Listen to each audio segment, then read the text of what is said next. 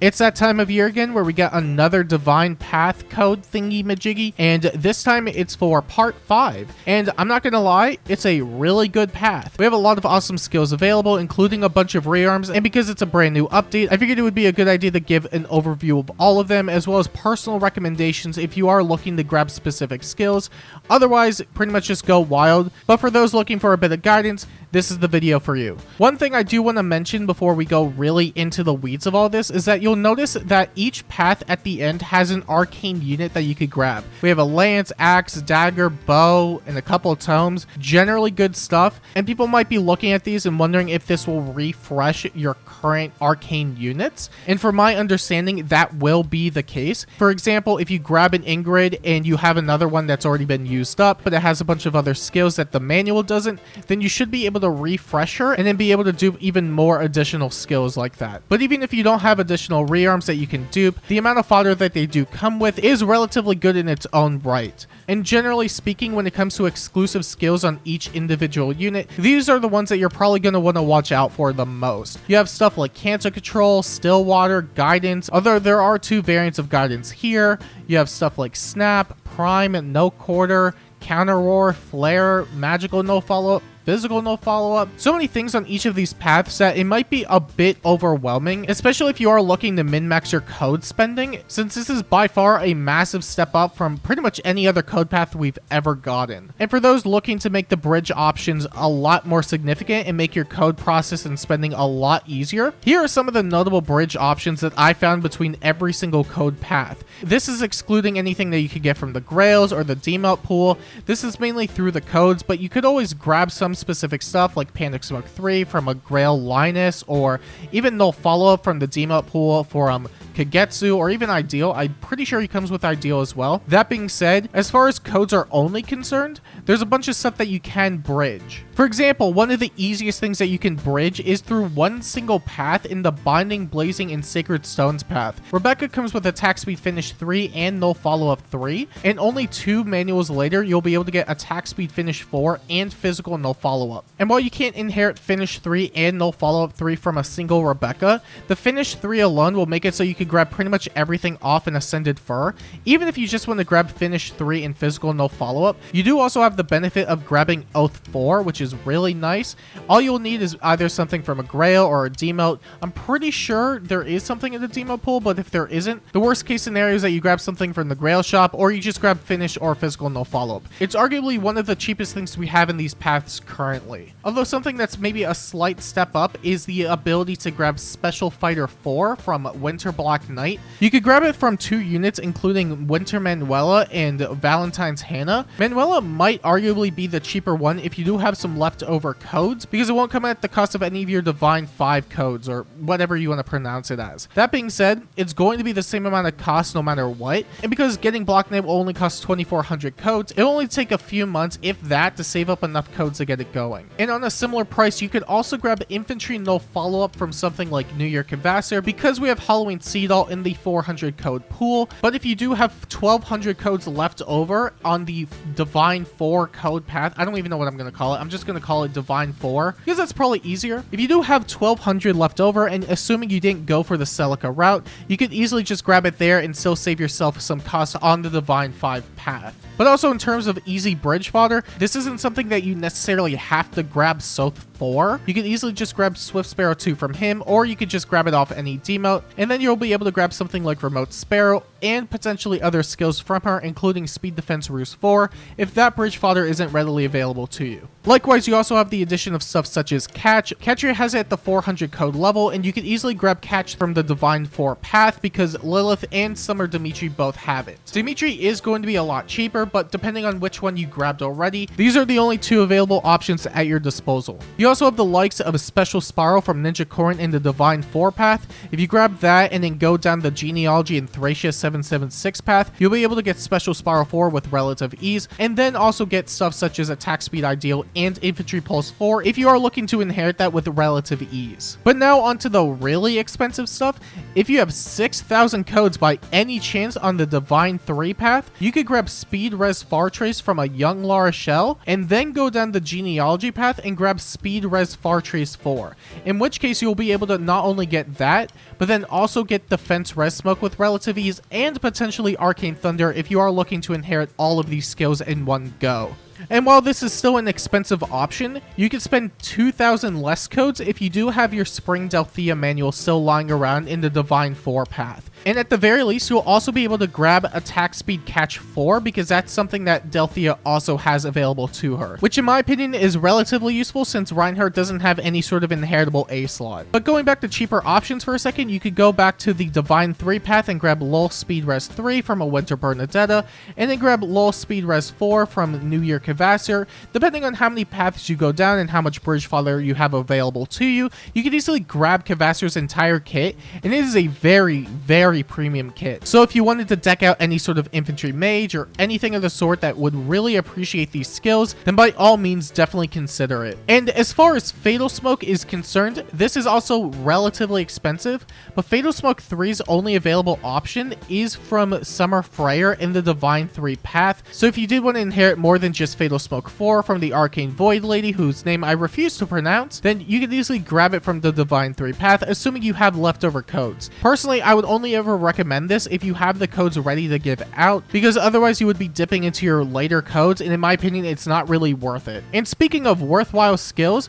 you have the ability to get Guard Bearing 4 from an Arcane Ingrid on the 3 Houses path, and from Juno relatively cheaply on the GBA path. The only bridge fodder that is available is from Summer Ingrid in the Divine 2 path, and that's only at 2,400, so if you do have any of these left over, then you can easily grab a copy of Guard Bearing 4 with 3,600 codes, but if you do plan to go down the 3 Houses path, then you can easily just get that along the way. And as far as notable bridge fodder is concerned from the codes, that's really going to be about it. There are other inheritable weapons that you can get, including all the Arcanes, as well as a lot of inheritable weapons, including Pumpkin Stem Plus, which is a bonus doubler for a weapon, Pedofall Blade, which is a speed-based no follow-up weapon with true damage, the same thing that IS gave out on our 2 free copies of Inigo. There's Florid Knife, which has fixed Canto 1, Grand Vulture, which is relatively premium, but it's not exactly the best option available. That being said, it's only on the 400 path, so it's still worth mentioning, and White Wind Bow from a Windcatcher, which is an incredibly awesome option at the 400 code path. Relatively speaking, I think there's a lot of great inheritables both through skills and weapons, and even if the 400 path doesn't offer any skills that you necessarily want, most of them have decent enough weapons in my opinion that you would definitely want to give out to favorites that you have lying around. And just for reference, if you do plan to go down certain paths, there is plenty of overlap when it comes to inheritable skills. For example, the Genealogy path has 3 copies of Attack Speed Ideal, which is really ridiculous, and I don't know why they did that, but yeah, if you like Attack Speed Ideal, then the Genealogy path is definitely for you. There's Attack Speed Finish in the Awakening path in the GBA path. There's Infantry Pulse 4 in the Genealogy path as well. Same units, by the way, who also have Attack Speed Ideal, which is quite convenient. Harsh Command Plus on Soth and Katya in their own respective paths. Maria and Tana have Attack Speed Unity, and Juno and Ingrid have Guard Bearing. And this is really about it when it comes to the overlap. It's not a crazy amount for sure, but there are lines of skills that do show up on a lot of other frequent paths, even with stat differences. You have Speed Res Ideal on Celine, you have Attack Speed Far Save and Defense Res Far Save on the Armors.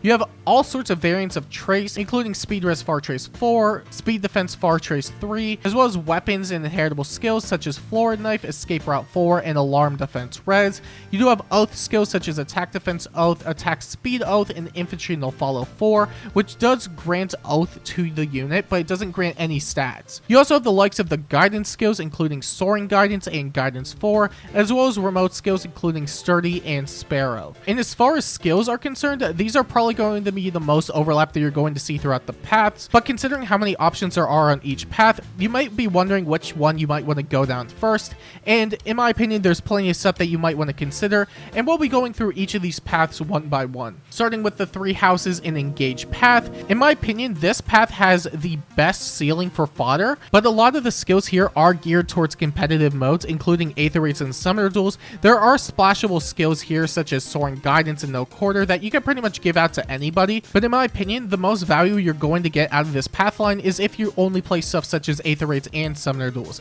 Cedal has Infantry No Follow, which is great for those types of modes. Saline has Canto Control, which is an incredible tool for Aether Rates defense and Summoner Duels. Soaring Guidance is relatively applicable in most scenarios, but I don't think it's something that you really have to go down that path for, unless you are looking to build something for said modes. Dimitri has No Quarter, Prime, and Panic Smoke, which are just relatively nice things to give out for the most part. And Ingrid has Guard Bearing 4, which is something that you would absolutely love for a flying melee frontliner in something like Summoner Duels or even Aether Rates, especially if you have guidance to give out as well. It is a really great path, but something that you would really want to consider if you do play modes such as Aether Rates and Summoner Duels. Meanwhile, with the Awakening and Fates one, I would say this is probably the most flexible path that we currently have, and this mainly boils down to the fact that barring Hannah, there is one of each movement type here with complementary skills for each archetype. Hannah is an armor, so it would technically be 2 armors and then one of the rest, but even that aside, her fodder is relatively flexible for most units because of the inheritable sword. Sari has Snap, which is a great tool for melee flyers. Severa has your basic God Sword kit with godlike reflexes, attack speed finish, and buffer,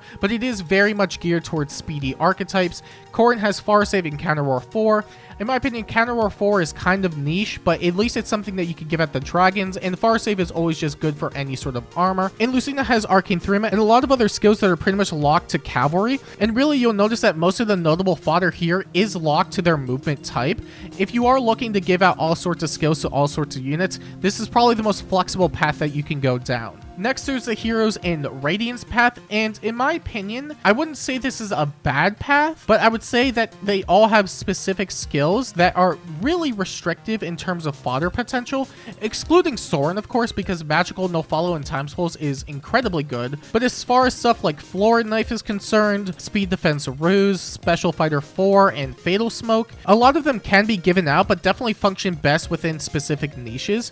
There are other options that you can grab from all of them, of course, and that isn't to say there isn't other stuff, but in terms of bang for your buck, you'll probably not get the most out of it unless you do have specific projects that would appreciate a lot of these skills. That being said, you couldn't go wrong with a lot of this stuff here if you do play all sorts of modes. Soth having Canto 1 Dagger is incredibly good for just giving out to any of your faves. Heather has Speed Defense Ruse 4, which is incredible for shutting off Catch Your Balls in an Aether Rates defense setting. You'd probably want to give it out to somebody on your Astra team if you do have Lumera, since she does come with it innately. Special Fighter 4 you could give out to any sort of near save, since they aren't necessarily locked to running a Hardy Fighter sets. You also have Distant Dart and Far Save, which you can pretty much give out to any respective armor or whatever character would like Distant Dart. Soren by far is the most flexible because Magical No Follow-Up and Time Pulse are relatively universal skills, and Void Lady has Fatal Smoke, which can be really good for player phase nukes and enemy phase sweepers, or even if you have a Brave Marth lying around and you want to deck him out a bit more. If you give him Brave Robin support and Fatal Smoke, then he could get around Miracle shenanigans as well,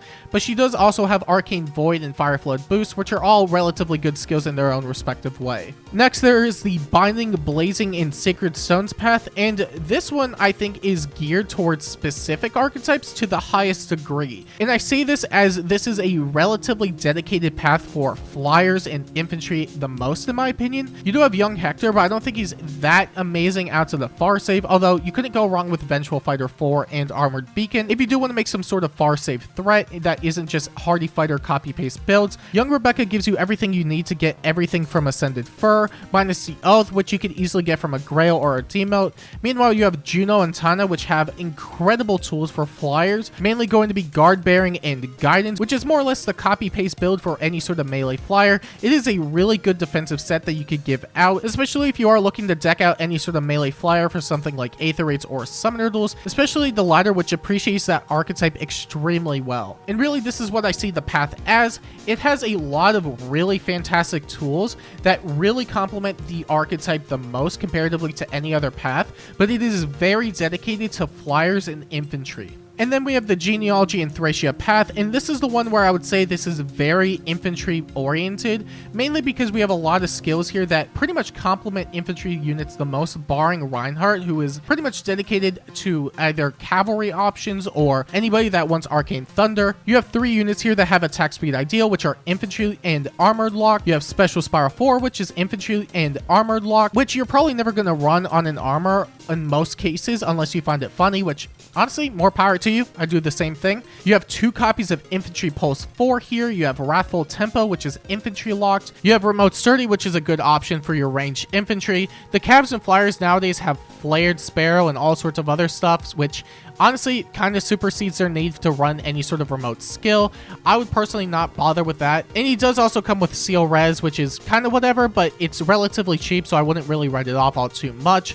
And really, most of the skills here are very, very complementary to any sort of infantry nuke that you do have, which might work out in your favor if you do have a lot of infantry that you do want to build up. The only other skill I would mention is Speed Res Menace, which is probably going to be the only thing that would definitely complement cavalry, because menaces aren't exactly that great of a skill, but cavalry do have the threat range to take advantage of it the most. So really is a mostly infantry dominated path alongside a couple cavalry options here or there. And lastly, you have the Heroes Mystery and Echo path, and this one might seem like a hot take, but I think this is a lot more geared towards supportive options that could be relatively selfish at times too if needed. You have stuff such as Harsh Command Plus, Firestorm and Hold, Infantry No Follow 4, even Recovery, Attack Res Ploy. A lot of these skills are very supportive in nature, but can also benefit the unit that is equipping it.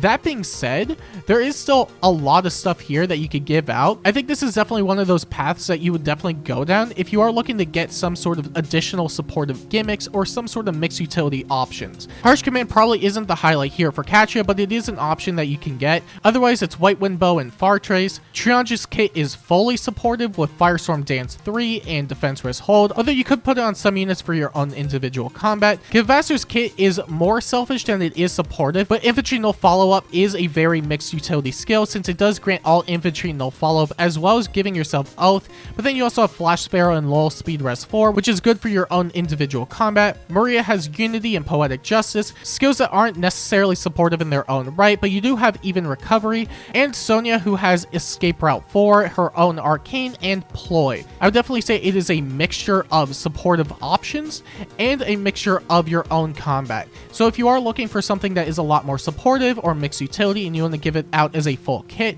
then I would definitely consider this path. I think this is one of those times where I would say that there isn't one definitive path that is incredible, although it will ultimately depend on what you really value. In my opinion, each path offers enough in their own justifiable way to where if you are looking for specific skills or gimmicks for certain game modes or PvE or whatever the case may be, then you'll find that there is enough here. But only time will tell how well any of this stuff will age. That being said, if a lot of this stuff doesn't age well, then I mean, I have a lot more other questions, but do you have any specific path that you know you're definitely going to go down? And if you do, what specific stuff are you looking to get? And if you want to see more videos like this, make sure to like and subscribe. And until next time, I'll see you later.